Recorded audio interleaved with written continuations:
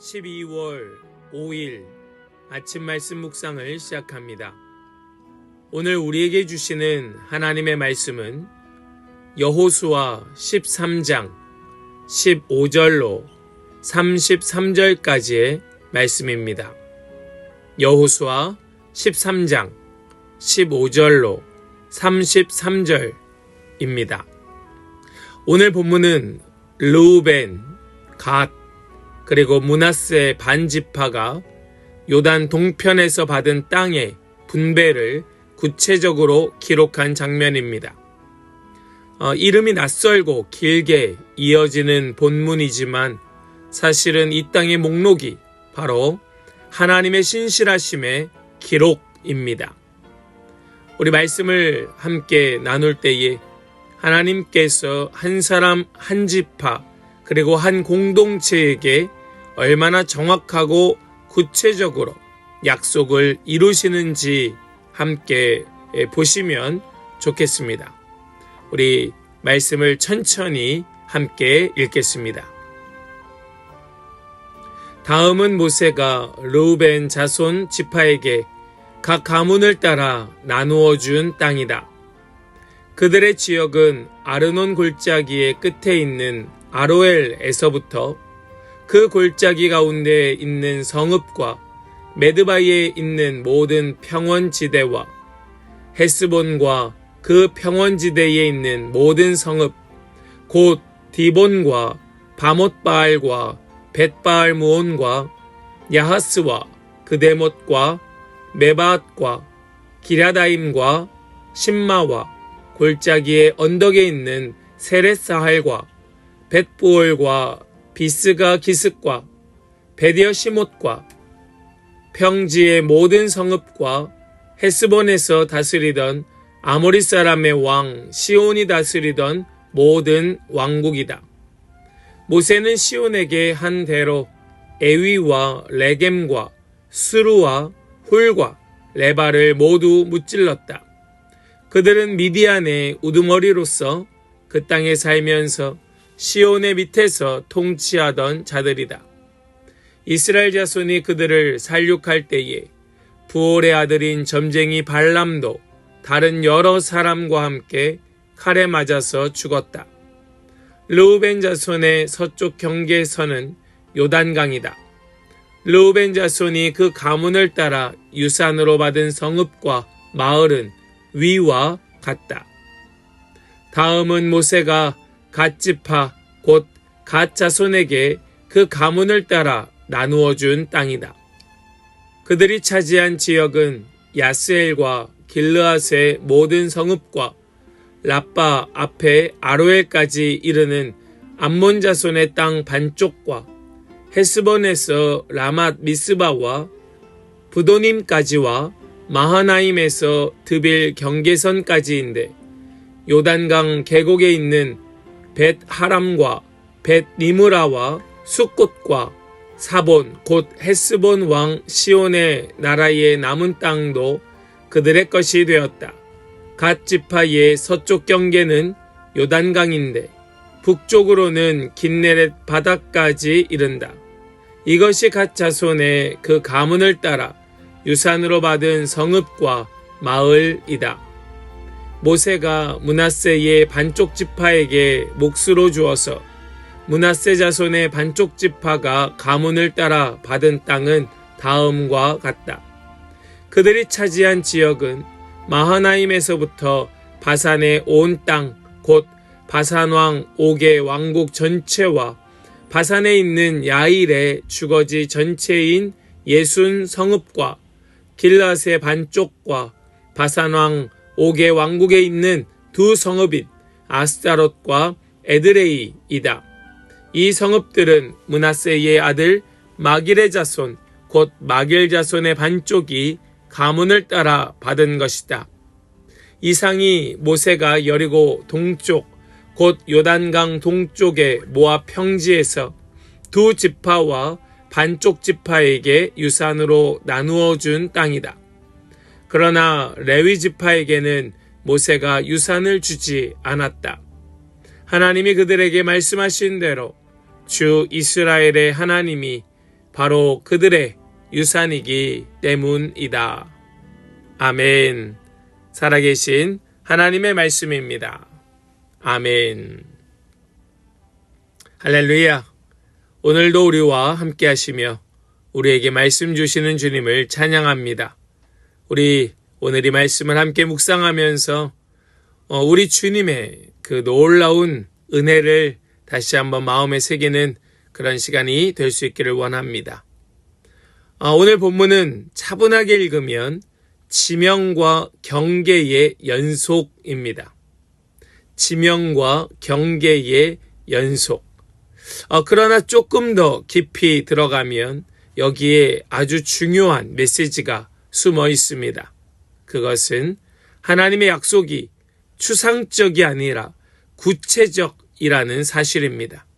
추상적이 아니라 구체적이다.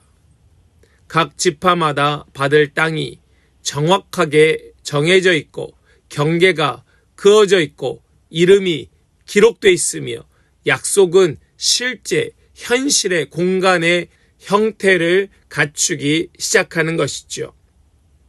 오늘 말씀은 세 파트로 나누어져 있지요. 먼저는 르우벤 지파가 받은 땅, 그리고 갓 지파가 받은 땅, 그리고 마지막으로 므낫세 반쪽 지파가 받은 땅이 아주 구체적인 그 지명을 따라 기록되어 있습니다. 하나님의 약속은 반드시 현실로 이루어진다는 걸 보여주고 있는 겁니다. 그 말씀이 공중에 떠 있는 것이 아니라 정확한 위치와 경계 속에 내려오는 것이지요. 사랑하는 여러분, 신앙생활을 하다 보면 하나님의 말씀이, 하나님 약속이 너무 멀게 있는 것처럼 느껴질 때도 있습니다. 때로는 기다림이 길어져서 정말로 이루어지기는 하는 걸까 하는 질문이 생기기도 합니다. 그런데 오늘 말씀은 우리에게 그 각각의 지명과 경계를 통하여 하나님의 약속은 추상이 아니라 현실로 내려온다는 사실을 분명하게 보여주고 있다는 겁니다. 또한 지금 오늘 말씀 속에 각각의 지파별로 받은 땅의 그 모양이 다름을 보게 되지요. 하나님의 약속이 추상에서 현실로 이루어지는데 그 이루어지는 모양이 각 사람마다, 지파마다, 공동체마다 조금씩 다르다라는 걸 보여주고 있습니다. 르우벤 지파는 요단강 동편 남쪽에 넓은 평야를 받았습니다. 그리고 갓 지파는 평야와 요단의 요충지를 받게 됩니다. 므낫세 반쪽 지파는 산악지대와 또 요단 동북 지역을 받게 됩니다. 땅의 지형도 다르고 기후도 다르고 전략적 가치도 모두 다릅니다. 달라요. 다른 겁니다. 이건 곧 하나님께서 사람마다 주시는 길과 그 자리도 다르다는 걸 보여줍니다. 어떤 사람에게는 넓은 평야 같은 인생을 주시고 또 어떤 사람에게는 산지처럼 거칠지만 높은 곳에서 바라볼 수 있는 시야를 주시기도 합니다. 하나님께서는 모두에게 똑같은 모양을 주지 않으시지요. 그러나 모양이 다르고 또 형태가 다른 만큼 그 목적도 다르고 은혜도 다르다는 사실을 우리는 알아야 합니다. 우리는 이것으로 누구와 비교하고 또 그것으로 말미암아 내 마음이 상하고 나는 왜 이렇습니까? 불평하는 것이 아니라 우리는 그 속에서 하나님께서는 나에게 맞는 은혜를 주시겠지. 하나님께서는 나에게 맞는 목적을 이루어 가시겠지 하는 은혜를 공급받게 된다는 말씀입니다.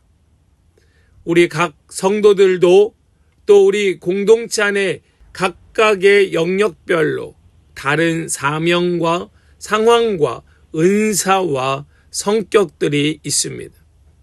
그러나 그 모든 땅은 하나님께서 손수 배치하시고 그 각 사람에게 주셨다는 사실, 모양이 다르다는 사실이 우리 모두에게 이해되고 은혜될 수 있기를 소망합니다. 또한 오늘 말씀의 마지막 절에 말씀을 보면 레위 지파의 기업은 바로 하나님 자신이다. 하나님이 유산이다. 라는 걸 말씀하고 있지요. 물론 이 말씀은 어제 말씀 속에서도 우리에게 주어진 말씀이었습니다. 그런데 이 말씀이 오늘 마지막 절에 다시 한번 우리에게 언급되고 있습니다. 왜냐하면 그만큼 중요한 의미이기 때문에 그렇습니다.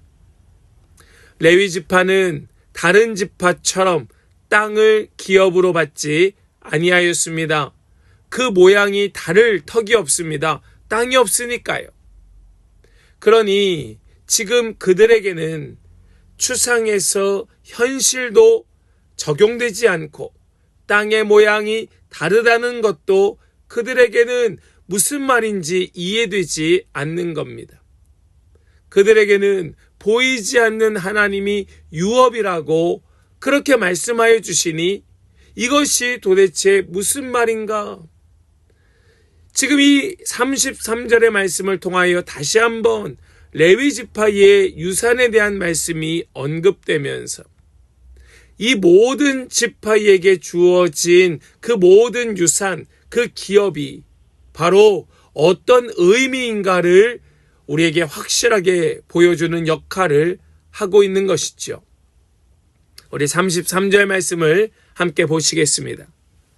그러나 레위 지파에게는 모세가 유산을 주지 않았다. 하나님이 그들에게 말씀하신 대로 주 이스라엘의 하나님이 바로 그들의 유산이기 때문이다. 아멘. 아멘.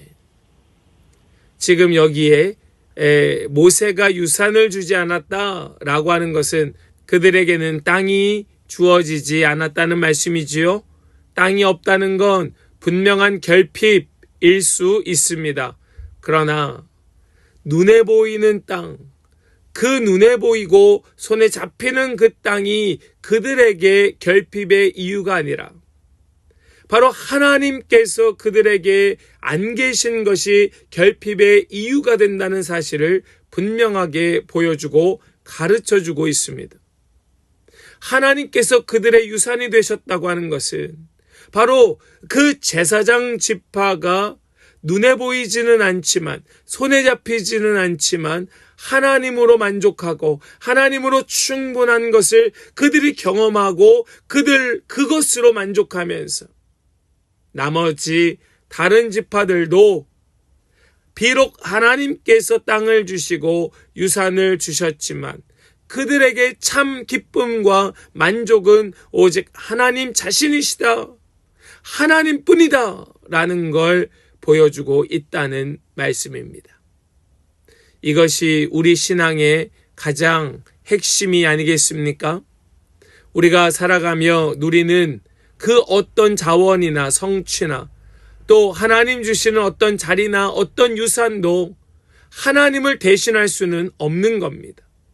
하나님께서 주실 때도 주지 아니하실 때에도 하나님께서 우리의 기업 되신다는 사실, 하나님이 우리의 유업 되신다는 그 사실이 우리에게 흔들림 없는 믿음의 근간이 되어야 하는 걸 말씀하고 있습니다. 우리 이 사실이 우리에게도 이해가 되고 우리의 믿음의 근간이 될 수 있기를 간절히 소망합니다. 하나님의 약속은 반드시 현실이 됩니다. 비록 그 모양은 다를지라도 우리에게는 반드시 현실이 됩니다. 그러나 우리의 눈에 보이는 현실로 우리에게 주신 참 목적은 비록 눈에 보이지는 않지만 우리 하나님께서 우리의 진짜 유산이시고 우리의 진짜 기쁨이시고 참 만족되신다는 사실을 보여주시기 위함이었다. 우리 오늘 이 말씀이 우리에게 이해가 되고 또 더 깊이 묵상이 되어서 우리의 삶에 힘들 때, 흔들릴 때, 위험할 때 우리 하나님으로 만족 삼고 하나님으로 기뻐하는 우리 모든 성도들의 복된 인생이 될 수 있기를 간절히 소망합니다. 우리 이제 함께 말씀을 한번 잠잠히 우리의 마음을 가라앉히고 함께 말씀을 묵상해 보기를 원합니다. 하나님께서 나에게 주신 그 땅은 무엇인가? 하나님께서 나에게 허락하신 그 자리의 경계와 현실은 어떤 모습인가?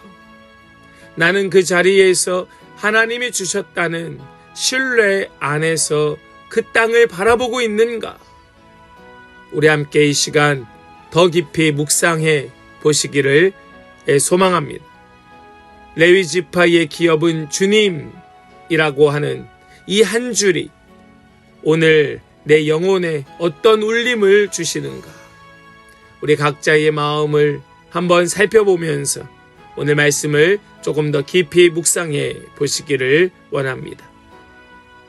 우리 한 4, 5분 정도의 시간 동안 함께 말씀을 찬찬히 다시 한번 묵상해 보시기를 바랍니다.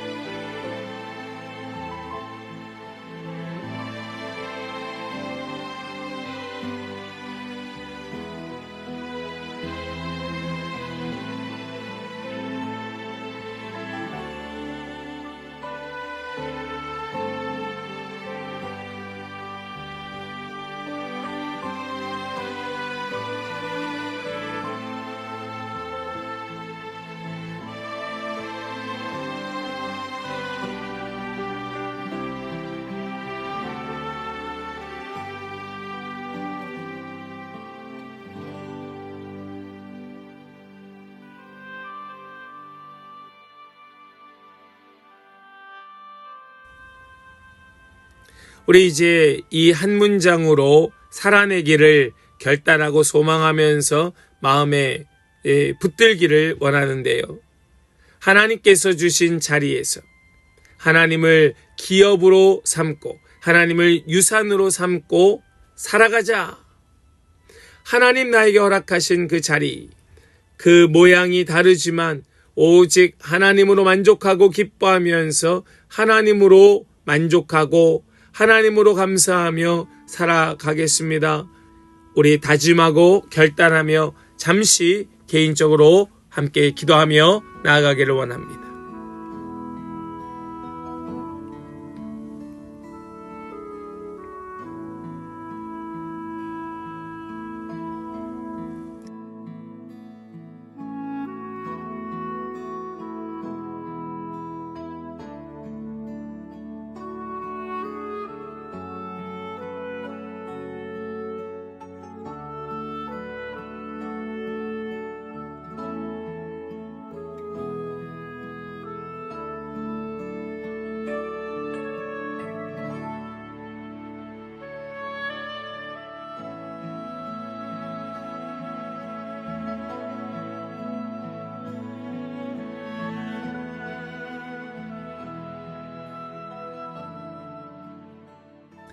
이제 제가 기도하고 오늘 아침 말씀 묵상을 마무리하겠습니다. 함께 기도하시겠습니다. 주님, 감사합니다. 오늘 본문 속에 땅의 그 기록이 단순한 지명이 아니라 하나님의 신실한 손길임을 보게 하여 주시니 감사합니다. 우리의 삶도 이렇게 하나님의 섬세한, 하나님의 세심한 계획 속에 있음을 믿습니다. 지금 우리가 서 있는 자리와 형편이 어떠하든지 그곳을 하나님께서 허락하신 그 유산의 자리, 기업의 자리로 받아들이게 하여 주시고 레위 지파처럼 하나님 자신을 우리의 가장 큰 유산으로 기쁨으로 만족으로 삼고 살아가게 하여 주시옵소서. 오늘 하루 약속이 현실이 되는 하나님을 신뢰하며 담대함과 평안 속에 걸어가게 하여 주시고 그 모양이 다르고 생김이 다르다 할지라도 그것으로 우리의 마음이 흔들리는 것이 아니라 도리어 하나님께 감사의 제목이 되는 그런 은혜를 허락하여 주시옵소서. 오늘도 우리와 함께 하시며 우리에게 역사하시는 주님을 찬송하며 우리 주 예수 그리스도의 거룩하신 이름으로 기도하옵나이다. 아멘.